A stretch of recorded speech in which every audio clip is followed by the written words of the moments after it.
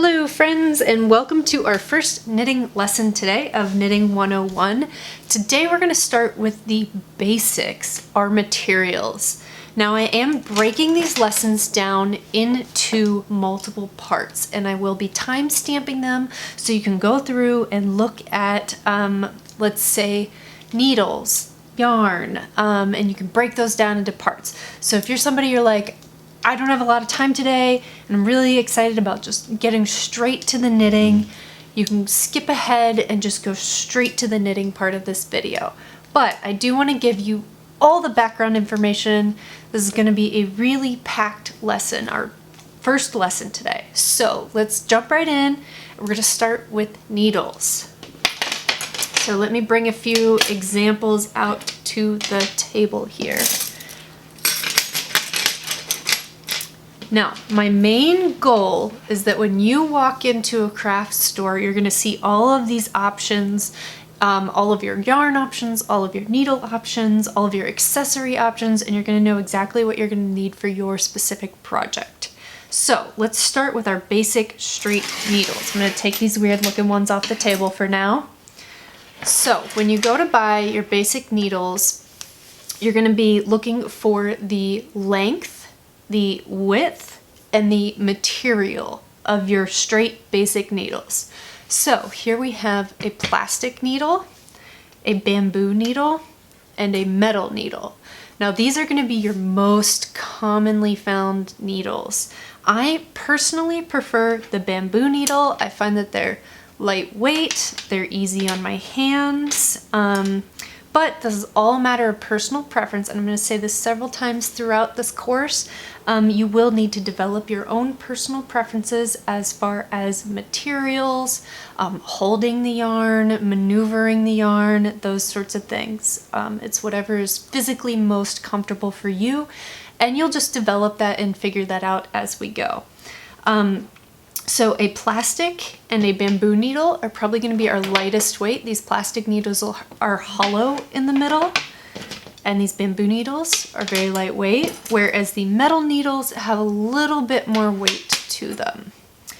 The other advantage of a metal or a plastic needle is they tend to hold up a little bit longer.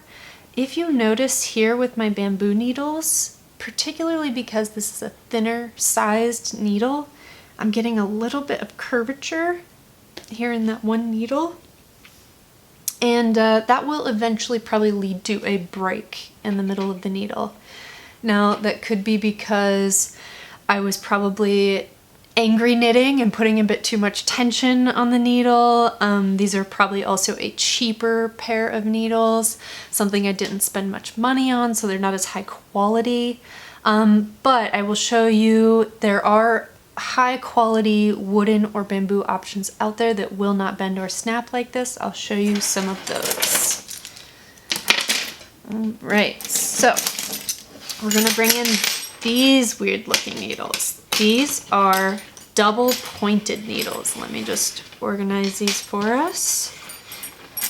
So we have double pointed needles, and just like their name, you'll notice that there is a point at either side of the needle. And these needles are for working on usually socks or something that is round, maybe like a Christmas ornament or a stuffed animal, something like that. And here we have a pair of nice wooden needles. These are really sturdy, beautiful needles. And you can get these in all kinds of beautiful colors and stains, like wood stains. Here we have a pair of plastic needles, and you'll notice maybe there's a little bit of bend in this plastic needle as well. So that does sometimes happen, usually on the thinner size needles. And maybe I put a little bit more pressure than I should on my needles. And then here we have our metal needles.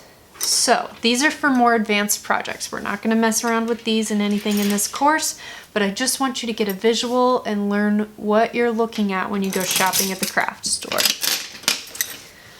And our final option is the circular needle. Now, again, these are for more advanced projects. Once you get a little bit more comfortable, you'll notice it's basically 2 needles with a loop in the middle. Sometimes this is called the magic loop needle, or circular needle are the 2 most common names for this. This is usually used for hats, circular objects. Knitting in the round is what this is called, because we're going to be working all the way around versus a straight needle. Get this in frame here, where we're working back and forth.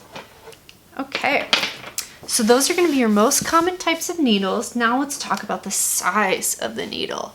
So usually written on the end of the needle, this one's a little bit faded because it's older, you will find the size of the needle. When you're shopping for a new pair of needles too, it'll say it on the package. And what you're looking to do is match the size of your needle to the width of your yarn. Once you get a little bit more advanced as well, you can play around with the gauge of your needles and yarn. So let's say you work with like a really thin yarn on a big needle, so you would create like a really loose, gauzy piece of fabric. Whereas if you worked with a thicker yarn on a smaller needle, you would get a really dense, tightly knit object there.